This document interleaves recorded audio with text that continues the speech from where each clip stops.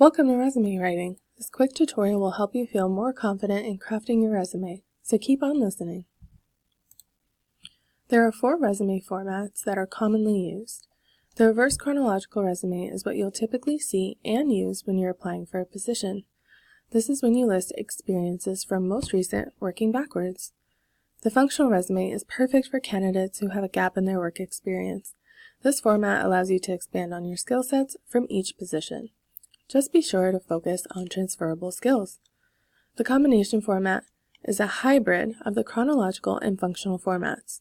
Experiences are reversed chronological order, and there is a section of skills for each position. This is usually used by candidates that have a long work history. A curriculum vitae, or a CV as it's commonly known, is not typically used in the general workforce. This is a list of everything you have done in your academic and work history.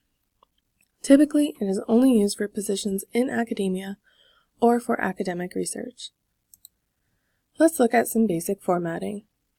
Resumes are typically 1 to 2 pages depending on the industry and your work experience. Make sure it is worth their reading if you do go on to 2 pages. Try to have at least 1.5 pages, not just 2 sentences on that second page. You also want to use light-colored resume paper, which you can find at any office supply store. The font size should not be smaller than 10 points, but not larger than 12 points. The font doesn't necessarily have to be Times New Roman, however, it needs to be legible. Also make sure your margins are 1 inch on all sides. Do not use a template. I know it's more work to create your own, but I promise it'll be worth it. Templates oftentimes eliminate useful space where you can show employers just how great you really are. Do not include your headshot on your resume. It is a liability for employers, and we don't want you missing out on an opportunity. Here are a few other things to keep in mind. Begin your bullet points with action verbs such as design, manage, and educate. For your current position, you would use the present tense of the verb. For a previous position, you would use the past tense of the verb. You can search the internet for a list of action verbs, or you can access the Resume Writing Guide, which is accessible to all Springfield College students online. Formatting should be consistent and balanced on both sides of the page. You want to make sure your resume is easily readable. Don't make the potential employer work to read your resume. Employers read left to right, top to bottom, so make sure your resume reads the same way. Spell out all acronyms and abbreviations on your resume. Not everyone knows what they mean. Do not use images on your resume, and make sure there are no spelling or grammar mistakes. Last, but definitely not least, make sure you are honest about your skills, experiences, and education. Your first section is your contact information. This is pretty much self-explanatory, but make sure the information you give is current. You would include your name, address, telephone number, and email address. Your email address needs to be professional. You can do some combination of your first and last name or initials. For example, you can have an email address such as madams@gmail.com. You could also include your LinkedIn link if you want to, but this is not necessary. Your second section would be your objective. Make sure it is clear and concise and explains exactly what the goal of this resume is. This will change with each job you apply for. For example, you could write something such as, to obtain an entry-level client service position at ABC Insurance Company. Your third section is going to focus on your educational history. You would include the entire school name, the city and state it is located in, and the degree you earned with your major. You can include your minor and concentration if you have one. After your sophomore year, you can remove your high school education if it is still on your resume.